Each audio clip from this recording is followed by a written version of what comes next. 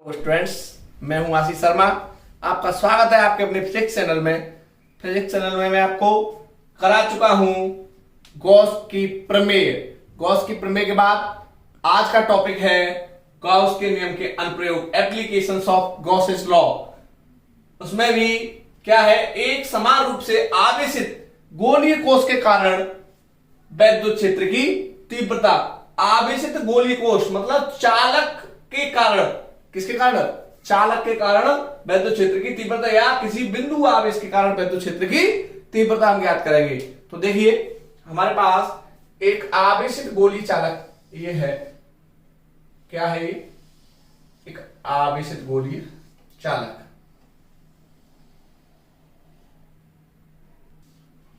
वो है are, capital R.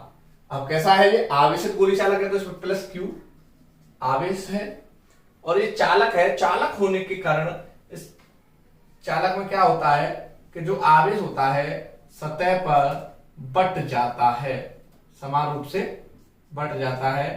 तो ये समान रूप से वितरित हो गया। अब बात करते हैं, तो हमने कल पिछली वीडियो में आपको बताया था, क्या बताया था? परिभाषा के अनुसार phi is equal to d phi is equal to integral of E dot d s, और दूसरा बताया था गॉस की प्रमेय से phi is equal to Q upon epsilon naught. ये दोनों ही बहुत महत्वपूर्ण और इंपोर्टेंट है और ये इसमें प्रयोग होने वाले हैं। तो देखिए, अब मैं बात करता हूं बिंदु आवेश के कारण वैद्युत क्षेत्र की तीव्रता कहां? नंबर 1, बाह्य बिंदु पी पर। कोई एक बाह्य बिंदु यहां से पी, कोई बाह्य बिंदु रखा हो उस पर, तो हमने माना एक बिंदु पी यहां मान लिया, बाह्य बिंदु मान लिया। तो पी यहां मान लिया, हमें इस पर क्या ज्ञात करना है? वैद्युत क्षेत्र की तीव्रता ज्ञात करनी है। तो इसमें हमें फाई ज्ञात करेंगे। तो फाई ज्ञात करने के लिए हमें क्या चाहिए? एक पृष्ठ चाहिए। क्या चाहिए? सतह चाहिए। अब सतह के लिए हमें इस पर क्या चाहिए? सतह ड्रॉ करते हैं। ये बिंदु P है। क्या है? बिंदु P है। इसकी जो रेडियस है वो है स्मॉल r। यहां small r is greater then capital R। यहां small r is greater then capital R। तो यहां हमने एक अल्प भाग माना। इसका जो ds है, उसका जो क्षेत्रफल सदिश होगा वो वेक्टर ds होगा। क्या है? Vector ds। अब प्लस क्यू आवेश के कारण वैद्युत क्षेत्र की तीव्रता जो होगी वो बाहर की ओर होगी, जैसे मैंने आपको कल बताया था। तो इसकी वैद्युत क्षेत्र की तीव्रता बाहर की ओर होगी। परिभाषा से वैद्युत फ्लक्स की परिभाषा क्या कहती है? परिभाषा हमने आपको बताया था। परिभाषा से फाई क्या है? Phi equal to integral E dot d s. तो ये हो गया E d s cos theta. अब देखिए यहां थीटा इक्वल टू क्या है? 0। क्यों? क्योंकि ds और e के बीच में कोण क्या होता है? थीटा। अब थीटा यहां कैसा है? थीटा 0 है, क्योंकि ये कैसे है? समरेखीय है। कैसे है ये? समरेखीय है। तो ये हो गया phi is equal to integral A d s cos 0। तो कॉस 0 की जो वैल्यू है वो 1 है। कितनी है? 1 है। तो ये हो गया e और ये इधर रहेगा ds। तो integral of ds is equal to जहां है गॉसियन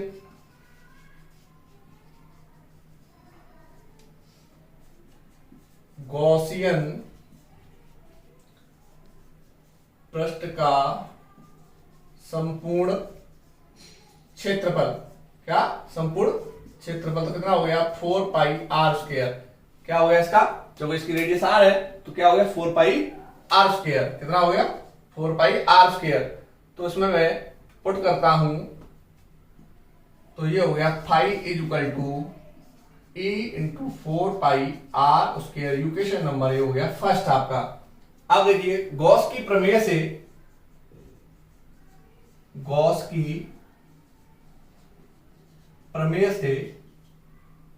क्या है? Phi is equal to Q upon epsilon naught, समीकरण number second, from equation first and second, समीकरण 1 व 2 से, तो फाई की वैल्यू यहां पुट कर देते हैं, तो ये हो Q upon epsilon naught is equal to E into 4 pi R square, तो ये हो गया E is equal to Q upon epsilon 4 pi epsilon naught R square, तो ये हो गया E is equal to 1 upon 4 pi epsilon naught Q upon R square. ये किसकी क्या हुई, वैद्युत क्षेत्र की तीव्रता।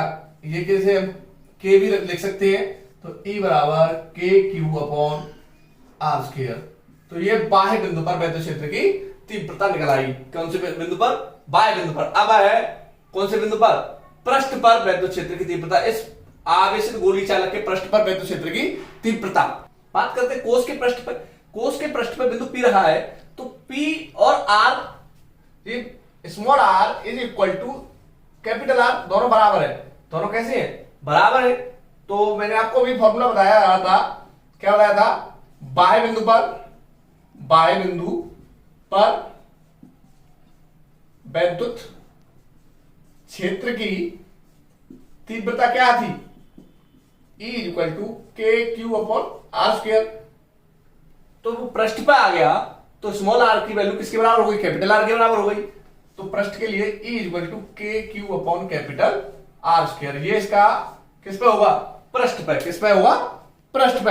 अब बात करते हैं कि इस पृष्ठ पे ना होकर वो इसके अंदर हो, क्या चीज, बिंदु P, मतलब पहले बाहर स्थित था, अब पृष्ठ पे आ गया। पृष्ठ पे ना हो गए, वो कहां होना चाहिए, इसके अंदर हो, तो वैद्युत क्षेत्र की तीव्रता क्या होगी। तो देखिए अब बात करते हैं किसकी, कि गोले कोष के भीतर, तो कोष के भीतर क्या है, small R is less than capital R, small R is less than capital R. बात करते हैं ये क्या है, एक आवेशित चालक है, चालक के पृष्ठ पर ही आवेश वितरित है, ना कि अंदर आवेश नहीं है। तो Q इक्वल टू क्या है, 0 है। तो Q 0 है, तो E बराबर मैंने आपको क्या बताया, के क्यू अपॉन आर स्क्वायर। तो Q 0 है, तो E कैसा हो जाएगा, 0 हो जाएगा E। तो जो है किसी आवेशित चालक के भीतर सर्वत्र सभी जगह क्या होता है, वैद्युत क्षेत्र की तीव्रता 0 होती है। यह है वैद्युत क्षेत्र E, 0 है। अब यहां हमारे पास थी आर। अब आपको पहले बताया था मैंने, जब R is equal to R, तो R is less than capital R, यहां तक होगी, कहां तक होगी, यहां तक। R is less than capital R, तब वैद्युत क्षेत्र की तीव्रता कितनी थी, 0। तो जब वैद्युत क्षेत्र की तीव्रता 0 है, तो उसका ग्राफ ऐसे बनेगा, यहां तक ये बनेगा, ठीक है। अब बात करते हैं E is equal to K Q upon R square के लिए, कब, जब small r equals to r, तो इसका जो बनेगा वो यहां होगा, वो E is equal to K Q upon R square. तो ग्राफ यहां हो जाएगा इसका, यहां इस बिंदु पर स्थित हो जाएगा ये ऐसे। अब बात करते हैं कि जब R is greater than R, तो ग्रेटर देन यहां आगे जाएगा, तो E proportional 1 upon R square. अब प्रोपोर्शनल वाला जो बनता है ग्राफ, वो ऐसा होता है, त्रिकोणानुपाती ग्राफ इस प्रकार होता है। तो ये इसका ग्राफ है, ये क्या है, इसका ग्राफ। वीडियो देखने के लिए धन्यवाद। वीडियो को आप लाइक कर लें, सब्सक्राइब कर लें तथा बेल आइकन को दबाना ना भूलें, जिससे आपको नोटिफिकेशन मिलते रहेंगे। और नोट्स प्राप्त करने के लिए आप मेरे कॉन्टैक्ट नंबर पर व्हाट्सएप कर सकते हैं, तो आपको नोट्स भी अवेलेबल हो जाएंगे। धन्यवाद।